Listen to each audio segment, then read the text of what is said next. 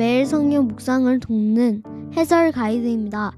안녕하세요. 묵상 코치입니다. 함께 읽고 나눌 말씀은 마가복음 15장 1절에서 15절까지입니다.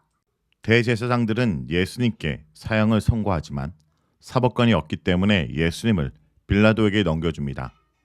빌라도는 종교 문제로 보고 예수님을 풀어주게 하지만 무리 압박으로 결국 예수님을 십자가에 못 박게 내어줍니다. 1절에서 5절을 보겠습니다. 1절에서 5절은 빌라도에게 넘겨진 예수님에 대한 모습입니다. 이른 새벽에 대제사장들은 다른 공예 의원들과 함께 심의를 마치고 공식적인 공예를 엽니다.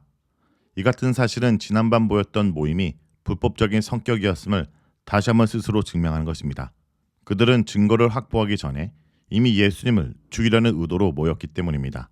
그래서 형식적으로나마 공식적인 절차를 밟기 위해 이른 새벽에 정식 공예를 소집한 것으로 보입니다. 그러나 사내들이는 사람을 죽일 수 있는 권한을 가지고 있지 않기 때문에 이러한 공식적인 판결을 끌어내는 데에는 로마의 결정이 필요했습니다. 바로 이런 이유로 예수님을 로마 법정으로 끌고 갔습니다. 사내들인에서 종교적 판결을 받는 죄수는 로마 정부에 넘겨져 사형 선고를 받고 형이 집행되어야 했습니다.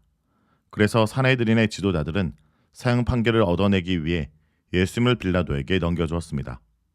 빌라도는 주 26년에서 36년까지 유대를 통치했던 총독입니다. 예수님께서 전한 고난에 대한 예언, 인자가 대제사장과 서기관들에게 넘겨짐에 그들이 죽이기로 결의하고 이방인들에게 넘겨주겠고 라는 예언이 성취되고 있습니다. 예수님의 신병을 인도받은 빌라도는 예수님에 대한 신문을 시도합니다. 내가 유대인의 왕이냐? 이 질문은 사내들의 신문의 자리에서 대제사장이 던진 질문과 연결선상에 있습니다. 내가 찬송받을 이의 아들 그리스도냐?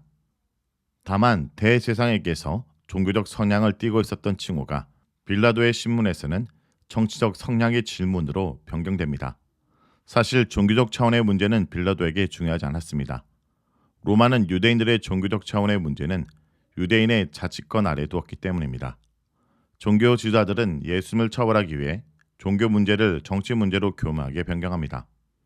예수님 당시 빈번한 메시아 출현은 로마 정부와 이스라엘을 곤란하게 만들었습니다. 총독은 지금 같은 메시아로 자청하고 있냐라고 질문합니다. 실제로 1세기에 메시아를 자처한 사람들이 수십 명에 달했습니다.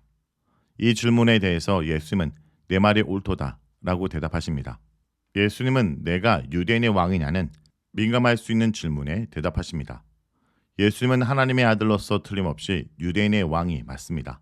그러나 빌라도가 의도한 정적인 왕은 아닙니다.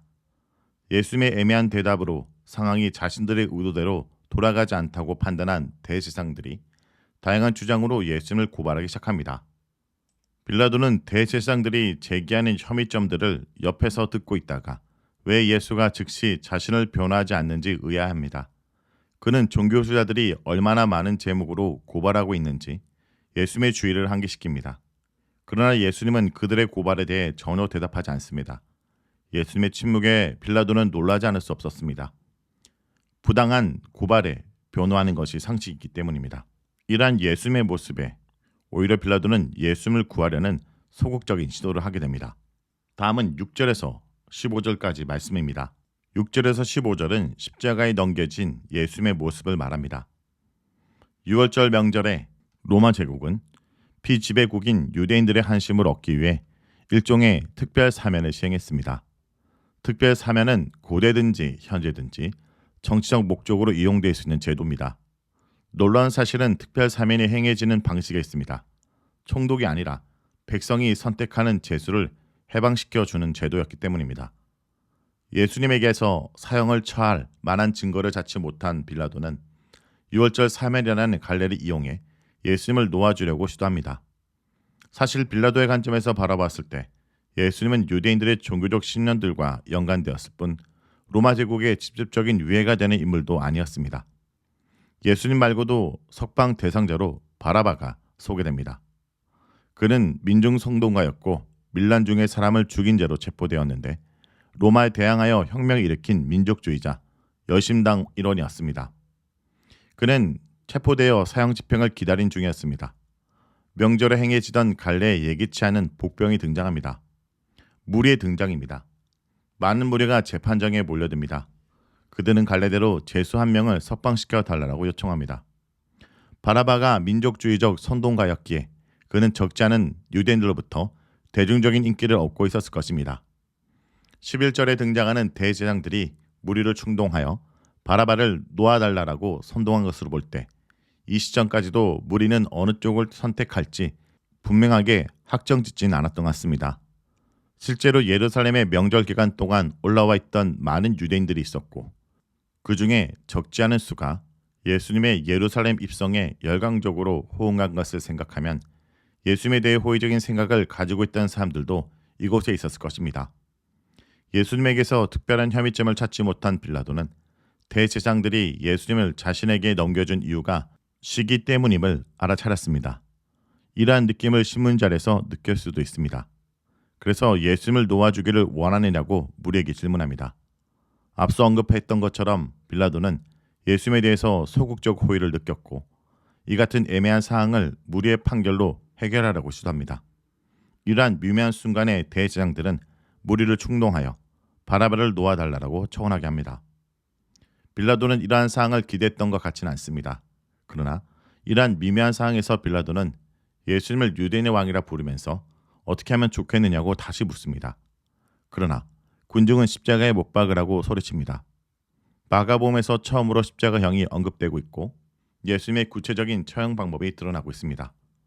사실 이 청중 가운데에는 예수님에 대해서 호의를 가진 사람도 있었을 것이기에 이런 반응은 상당히 놀랍습니다.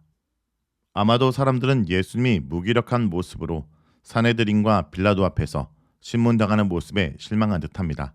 갈릴리를 비롯한 유대 지역에서 보여주었던 예수님의 능력 있는 모습과 지금 예수님의 모습 사이에는 분명한 차이가 있었기 때문입니다. 또한 대제사장들에 의해서 선동되는 군중 심리도 한몫했을 것입니다. 여하간 그들은 예수님을 십자가에 못 박으라고 외칩니다. 이에 빌라도는 예수님께서 십자가에 못 박힐 만한 어떤 심각한 악한 죄를 범했느냐고 다시 묻습니다. 이러한 마가의 기술은 예수님 십자가 처형이 로마법에 따라 죄를 합법적으로 규정하지 못한 채 행해진 것임을 부각시키고 있는 것입니다. 그러나 이미 군중 심리에 선동된 무리는 더 소리 높여 예수님을 십자가에 못 박으라고 호함칩니다. 빌라도의 소극적 노력에도 불구하고 무리의 목소리가 힘을 얻습니다. 그는 무리의 요구에 이끌려 정의보다는 정책 판단을 내립니다. 무고하게 넘겨진 유대인 청년 한 명을 살리기보다는 유대인들과 종교지자들을 만족시키는 편이 낫다라고 정치적으로 판단합니다. 마가복음 이 단락에서 예수님이 혐의점 없이 무고하게 처형이 결정되었다는 사실과 이것이 종교 지도자들의 모의에 의한 것임을 부각시키고 있습니다. 성도 여러분, 영적인 분별력을 가지고 거짓에 선동되지 말아야 합니다. 군중들은 예수님을 십자가에 못 박으라 외치며 빌라도를 압박합니다.